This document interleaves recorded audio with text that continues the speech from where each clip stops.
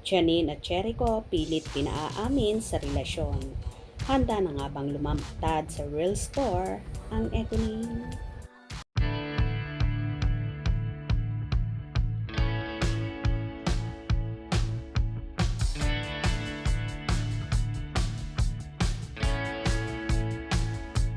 Nakakaloka rin ang ibang mga fanay na tila sobrang kinikilig kina Janine Gutierrez at Jericho Rosales.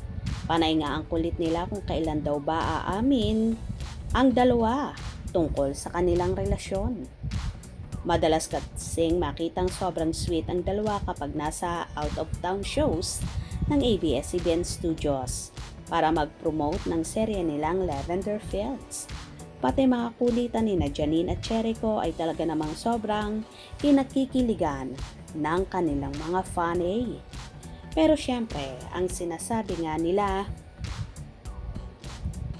o inaamin ang dalawa na may something na nga sa kanilang dalawa, ay marami ang naniniwalang ayaw pa lang talaga nilang umamin.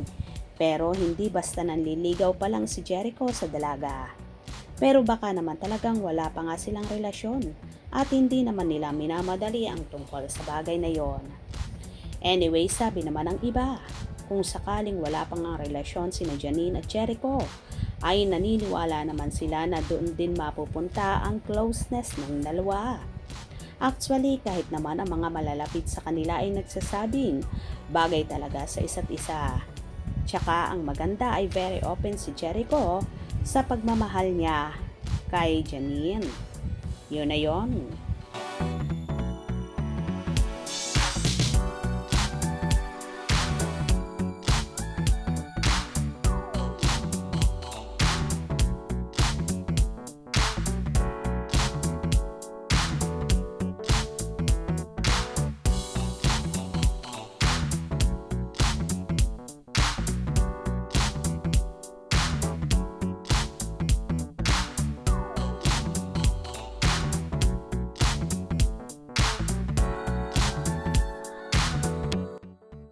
Well, maging happy na lang tayo sa nakikita natin sa bagong lovebirds.